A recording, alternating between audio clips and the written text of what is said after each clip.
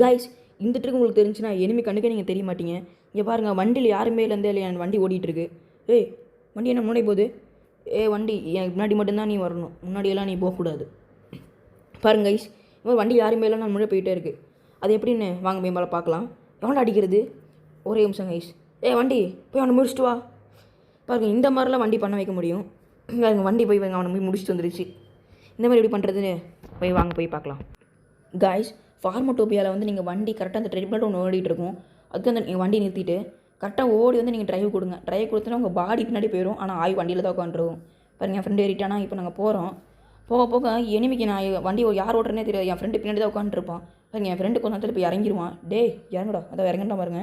இறங்கினோடனே வண்டி தானாக போயிட்டுருக்கு. நான் உட்காந்து ஓட்டிகிட்டு தான் இருக்கிறேன். எனிமி கருக்கு நான் தெரியவே மாட்டேன். இந்த மாதிரி பிஆர் மசல்லாம் பண்ணிங்கன்னா சக்கையாக இருக்கும். எனிமி கண்ணுக்கே தெரியாது. அவங்க எனிமி போயிட்டு இருக்கிறான் பாருங்கள். யாரா நீ ஓடுறாங்கிட்டு?